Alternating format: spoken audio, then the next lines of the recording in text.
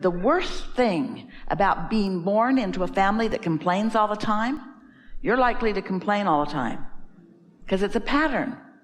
Not because you really want to complain, it just seems like that's what you do.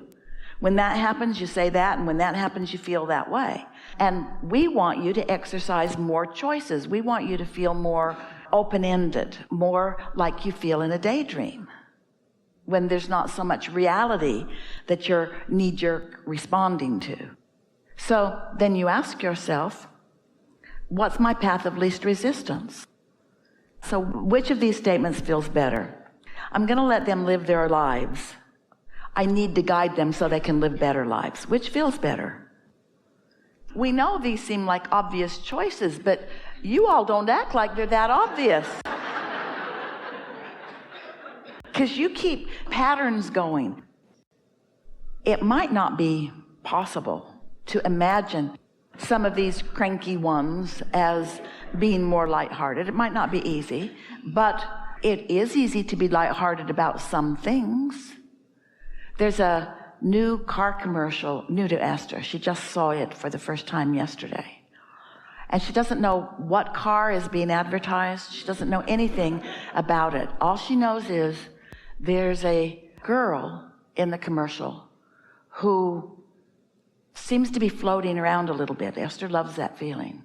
And then there's a red balloon, and she seems to have hold of a red balloon. And then you can see her feet coming right off the ground, which gives you the impression that she's floating. And then you see a glimpse of her floating through space, holding onto the red balloon. And then all of a sudden, she's transported into a really beautiful red car. And Esther thought, that's how I feel when I'm on the road. She thought that was such a great advertisement for the feeling of freedom in a car. It almost feels as good as lifting your feet from, because when you get into your vehicle, if you've learned how to segment intend, you can leave everything that is behind and just focus completely on where you're going. And the universe will treat you with that feeling of divine empowerment, you see. Well, don't you like those thoughts? And aren't those thoughts accessible to you all the time? And if feeling good is the only thing that is necessary to live happily ever after, then why would you assign yourself thoughts that are so close to impossible to feel good about? Why ask yourself to feel good about something that you've never felt good about? Why not pick some new things that are easier to feel good about, like flying with a balloon? And if you don't believe that, get in a car. It's almost as good. Money is a subject like cranky old people. But when you realize that every subject is a stick, and on one end of it is not enough money, and on the other end of it is plenty of money, and then you have to decide where you're going to light on that and practice it apart from what is. That's really the point that we're making that you already understand. We want to get past this point, but the point that we're making that you already understand is what you've been living has trained you to where you are on that stick. And so where you are is where the universe keeps giving you more ideas. And somehow you have to decide that you're going to approach it in a new and different way, which means you sure are not going to find the other end of the stick by listening to your family who has never come close to the other end of the stick.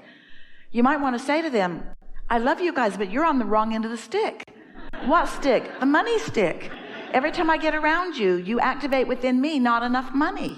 I'm not blaming you. You've just been doing it a long time, and you're stuck on that end of the stick. And I might be sort of too, but I don't want to be stuck on that end of the stick. So I'm not going to talk about money with you anymore because you're stuck on the wrong end of the stick. Oh, yeah, smarty pants, what are you going to do? That's them talking to you, not us. How are you going to get on the other end of the stick? You got to get hold of a balloon and float a little. You need something to distract you from that end of the stick, which usually means pick up another stick. Pick up another stick. A stick that you're already on the good feeling end of, and then from the good feeling end of one stick, you can get to the good feeling end of another stick. Ooh, that's big. It's so much easier to pick up the good feeling end of a stick and then move to the good feeling end of another stick because they are in the same vibrational genre than to start on a subject where you are trained or have trained yourself to be on the not good feeling end of the stick and then drag your way up the emotional scale. It's so much easier. So, in a really practical sense, what sticks are easy for you to feel good? Are there any sticks that feel really good that don't have the stench of money attached to them? Puppies. Do you believe that there is a direct relationship from feeling the thrill and the sweetness of puppies and prosperity? So we want to draw it out. We want to paint it out for you. The puppy end of the stick is in the same vibrational vicinity of all of the money in the world that you'd ever want for anything. It's all over there together. It's all over there. It's all over there on that end of the stick. So, can you see the correlation? Imagine a pile of sticks. This end feels really good, this end feels really bad. And you've chosen a stick that you feel really good on. Now you can just leap from stick to stick to stick to stick to stick to stick to stick.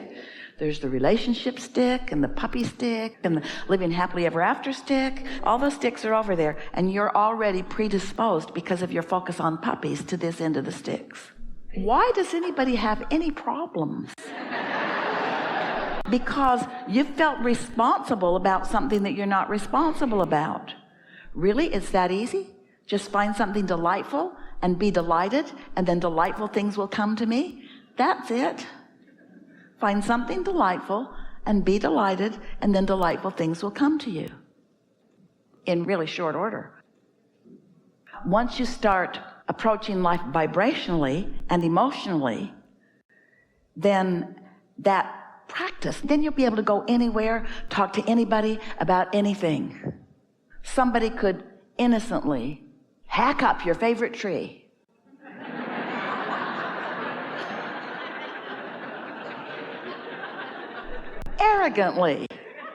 Arrogantly and innocently hack up your favorite tree. And if you've been on this end of the stick enough, you can say, things always work out for me. Things always work out for me. Things are always working out for me. I'm just not letting myself see it because I've chosen to be on the end of the stick that doesn't let me see it for a while. But when you're on this end and this end and this end, this good feeling end, after a while, even though, of course, contrast is going to take you there every now and then, but you don't stay there long. You don't define yourself by that end of the stick. A lot of people get beaten down by life. They don't need to. It only takes a little bit of optimism to call them to the other end of the stick. Have you ever been in a situation where, now we're showing you how to selectively sift even on a stick that is pretty much leaning in a way that doesn't feel so good. Have you ever been around people, maybe several of them, that are complaining and grumpy and grouchy and being their usual unpleasant self, and then you begin playing a table game together or going to a sport event together or doing something that is a departure from what is normal and discovering humor in them that you didn't know was there and catching glimpses of them being tuned in. Has that ever happened to you? Have you ever said to someone, boy, I didn't expect to hear that from you. I've labeled you as grouchy. I don't know how that clever thing got out in my expectation of you. Must have happened because I've been being positive about other things and you just slipped in. Which is our way of saying to you that a lot of the behavior that you see in others you're asking for. Because people will rise or lower to your expectation. So when you give someone a label, boy, that's a strong expectation. And it's not easy. Even if they are being delightful in a moment, you're going to miss it. This is an analogy that we like to offer. So imagine that you're watching television and all of the bad stuff that happened in this whole day has all been condensed into one moment of broadcast. And it goes zit on the screen. You say, what was that? And somebody says, that's all the negative stuff that happened in the day. You say, oh, well, sometimes that's all the good stuff you're going to get out of a relative. Zit, what was that? That was delight. That was delight. You just really tune to it. You have to really watch for that delightful stuff because it comes and goes quick. And eventually, in the same way that you've made other things more dominant, more positive ends of the stick more dominant than the negative end of that one stick. And after a little while, you will be so practiced at that then you will be a better selective sifter where you can find delightful moments. And the more you find them and emphasize them within yourself, then the more the universe must bring those aspects to the forefront of your relationship with them. Have you ever been assigned the responsibility of tending children that aren't your own and found them to be delightful when with others they have a totally different reputation? It's because the mix of you and them is different than the mix of them with someone else. Don't you find yourself sometimes being more delightful with some people than with others? Don't you say, that person brings out the best in me? And don't you say, that person brings out the worst in me? Well, isn't that about a vibrational mix? Well, we don't want you to be walking around looking for somebody to conditionally bring out the best in you, nor do we want you to assign yourself the responsibility of walking around and bringing the best out in others. We're just explaining to you how it works. And we want to say to you unequivocally, the way you bring the best out in others is by feeling great. And you can't help but to bring the best out in them. But if you say, okay, I'll pay the price of happiness so that I can bring the best out in someone, you've missed our point. But if you say, I would like to feel great, and the results of my feeling great more of the time will be this. So what we're really talking about here is being an actor in life rather than a reactor. Being proactive rather than reactive, getting out ahead of it rather than knee-jerk responding to it, segment intending in a positive way rather than segment intending in a negative way. Because through life, even if you've been poking around on the negative end of the stick, you've launched rockets of desires, and so everything that you want is in your vortex, and your inner being is tending all of it. So when you get over there in the vicinity of your vortex, and when you hang around where that vibration is, then what's in your vortex will show itself to you on all subjects. That is how it works. The more it feels not likely to you, then the more general your statement is, the safer you are. If you're very specific about something that you don't believe you can get, then you're practicing the wrong end of the stick. If you're more general about it, you start creeping toward the other end of the stick. I like cars, and I like that commercial, and I like the stability of a good running car, and I like the feeling of a car, and I like the smell of a new car. I like being behind the wheel of a car. In other words, there's no resistance or negative attachment in any of that, unless you follow it up with, I like the smell of a new car and I'm never going to have one. The more stable you are, then the more detail you can focus on, and the faster the momentum will be. It's about knowing where you are before you put your foot on the gas. You don't want to go faster unless you know you're moving in the direction that you want to go. So general will get you feeling better. Specific will make you go faster. If you feel great, then be specific. If you don't feel so good, be general.